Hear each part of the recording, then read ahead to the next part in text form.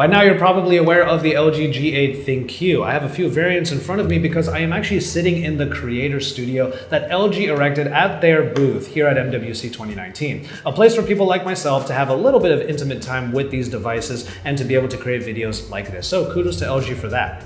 Anyway, you probably know about the LG G8 by now. It has the new TOF camera on the front that allows for air motion gestures, but also hand ID as a new biometric. Now that's pretty exciting for the G line, but let's not forget, LG also announced a new version of the V series phone.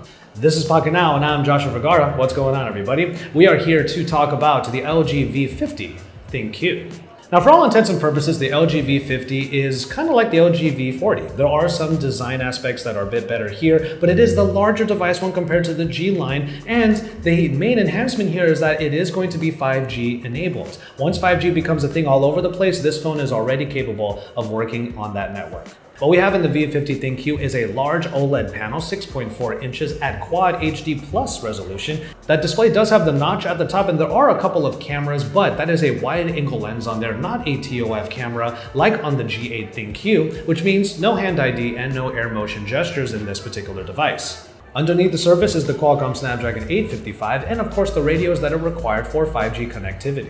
Other features that are very familiar to LG fans include the Boombox speaker. There are full range speakers on here that allow for the device to sit on a surface so that you have a resonance chamber that makes the sound actually flood the immediate area. It is a great way of keeping your Bluetooth speaker at home, and we've seen it in a couple of previous LG devices. It is still a crowd-pleasing feature. The same goes for the headphone jack, which itself has the quad DAC in order for you to have a great time with your wired headphones. Let's talk about the camera setup. Of course, we have the 5 cameras total on here because this is a V series device. And with the 3 cameras on the back, you get not only the main camera, you get a wide angle, and you get a telephoto. All of the focal lengths that you might need for your photos and your videos. And as a vlogger, one of my favorite phones to use is always an LG device because those manual video controls give you a lot of granular control along with great bit rates for higher quality video overall. I'm always excited to take a V series phone out for vlogging with a smartphone, especially if the V40 was any indication. This should be a pretty solid vlogging device. There are a bunch of modes that are available so you can have some fun with these cameras. You might remember the triple shot from a previous G device,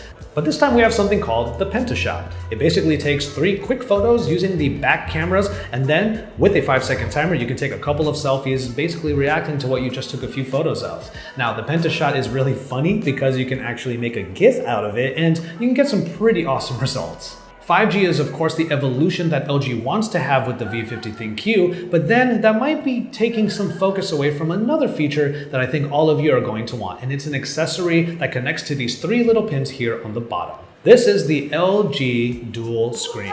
It's a big case, and it is a case for the phone, so you have a little bit of protection there, but when you open it up, you get yourself a whole new display here on the left. A dual display. This is an alternative to the foldable displays that we have seen all over MWC, and I would argue this is probably one of the most practical applications of this form factor.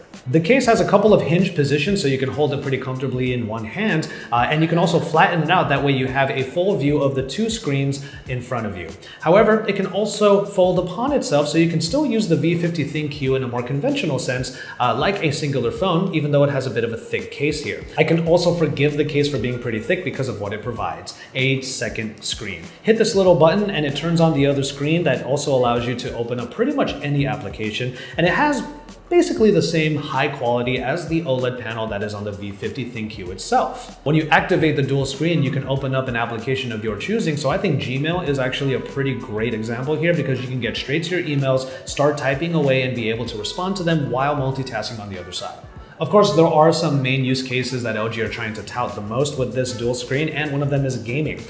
Since this is a dual screen, you literally have something like an Android version of a DS. Even better, the game launcher provides a gamepad, and if you're going to use the V50 ThinQ with its great haptic engine, then you'll have the ability to have basically a tactile experience controlling the game on the second screen.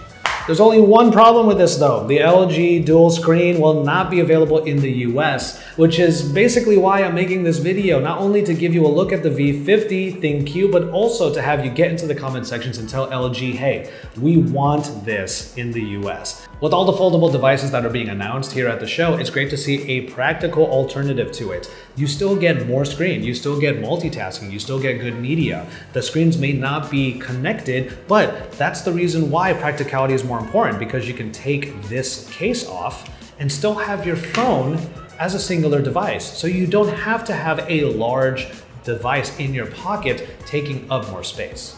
In any case, I want to make sure that you all get into the comment sections. Let us know what you think of the LG V50 ThinQ. Let's talk about 5G. Let's talk about the dual screen. Let's talk about the fact it should be in the US, and let LG know your opinions as well. Don't forget to watch the rest of our MWC coverage and subscribe to the channel if you haven't already. After that, you can drop some likes on the videos, and like I said, get into those comment sections. For now, I'm going to go ahead and call it on this one. Thank you so much for watching, and we'll see you in our next video.